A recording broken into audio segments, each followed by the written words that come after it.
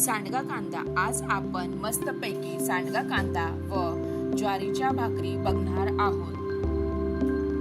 ही सुकी सांडग्या कांद्याची भाजी खायला एकदम टेस्टी लागते। तुम्ही भाकरी सोबत, चपाती सोबत, कशा सोबतही ही भाजी खाऊ शकता।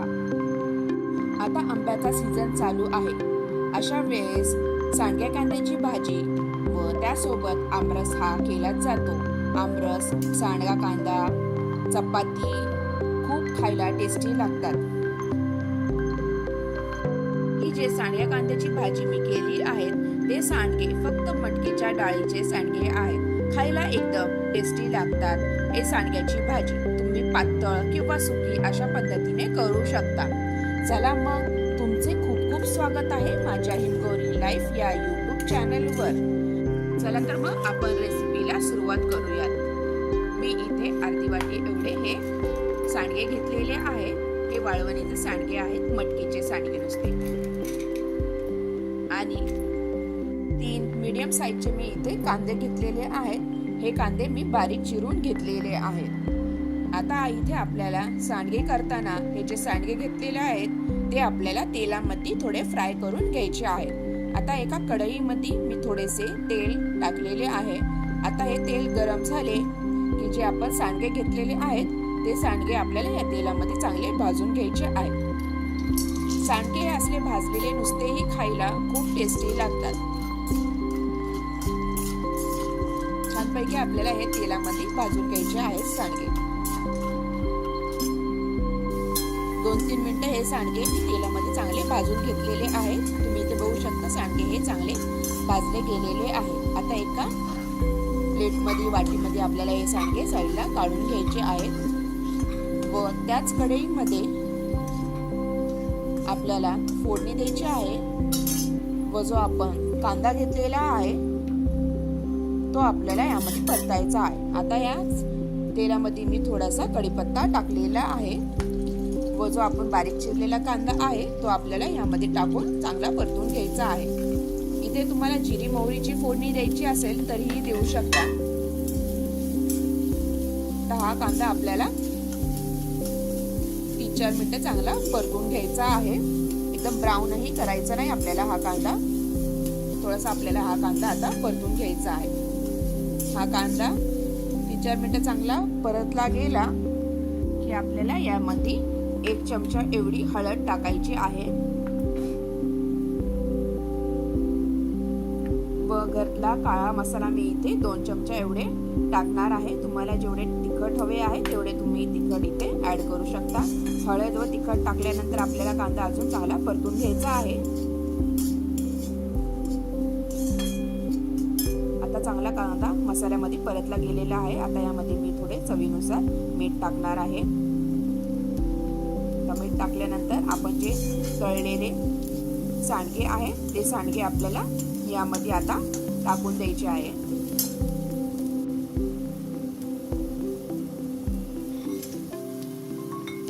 सांडगे टाकल्यानंतर आपल्याला हे परतून घ्यायचे आहे चांगले परतले की आता मी यामध्ये थोडेसे कोमट पाणी यात टाकणार आहे जेणेकरून आपला हा सांडगा शिजेल, चांगला मऊ होईल। पाणी टाकल्यानंतर आपल्याला झाकण लावून हा सांडगा शिजायला ठेवायचा आहे।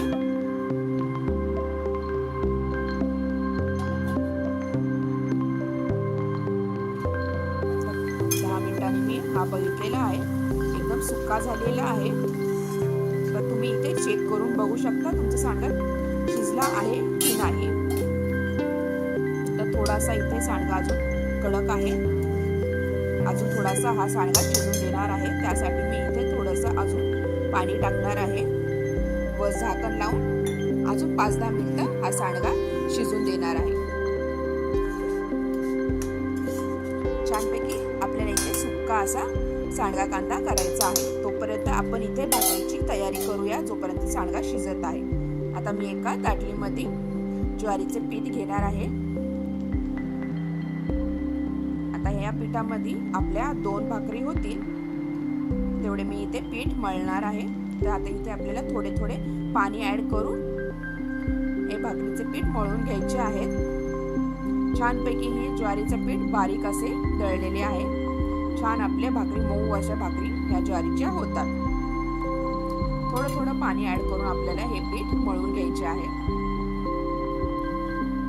जर तुम्हाला भाकरी थापता येत नसेल तर तुम्ही लाटूनही भाकरी करू शकता. चिकट असे हे ज्वारीचे पीठ छान आहे व भाकरी ही मऊसर अशा होतात. आता मी हे चांगले मळून घेत आहे. चांगले मळले की आपल्या भाकरी चांगल्या फुगणार आहेत. व साईडला मी एक तवाही गरम करायला ठेवलेला आहे, जेणेकरून आपली भाकरी थापून झाल्यानंतर आपण त्या तव्यावर आपल्याला भाकरी टाकून द्यायची आहे. छान असे कोना असतो आपल्या हाताचा, त्या कोणाने असाच्या साह्याने आपल्याला हे पीठ चांगले मळून घ्यायचे आहे, मऊसराचे करायचे आहे. छानपैकी आता हे पीठ आपले मळून झालेले आहे. तर 2 गोळे मी साईडला करून घेणार आहे.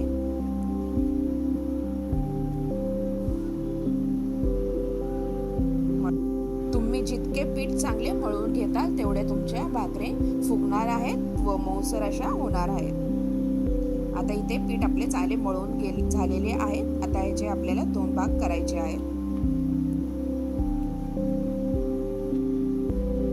तर मी याचे 2 भाग करणार आहे आणि आपल्याला भाकरी थापायला घ्यायची आहे.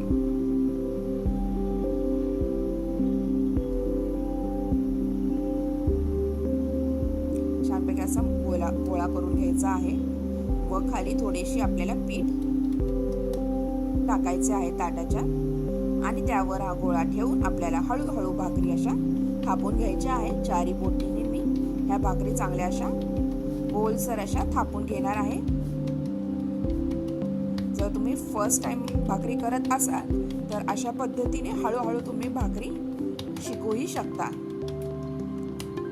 असे सगळीकडनं गोल गोल राऊंड करत आपल्याला असे प्रेस करत राहायचे आहे. त्यामुळे तुमची भाकरी रेडी होईल. गोल अशी पातळ अशी आपली भाकरी इथे थापली जाते.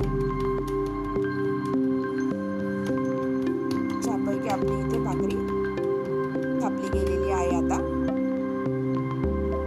साईडला तव्यावर आपल्याला ही भाकरी टाकायची आहे. अलगद दोन्ही हाताने आपल्याला ही भाकरी उचलायची आहे. वरचा खालचा भाग आहे तो वरती आपल्याला तव्यावर आला पाहिजे. आता अलगद अशी आपल्याला ही भाकरी तव्यावर टाकायची आहे व वरतून पाणी आपल्याला या भाकरीला लावायचे आहे. पूर्ण पसरून आपल्याला भाकरीला पाणी लावायचे आहे.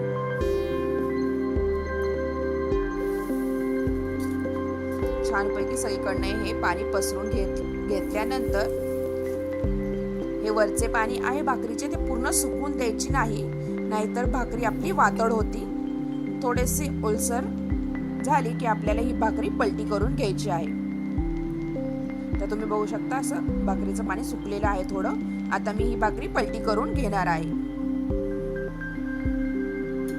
छान पांढरी शुभ्र आपली ही ज्वारीची भाकरी होते. छानपैकी खाल्लं भाजून गेलेली आहे.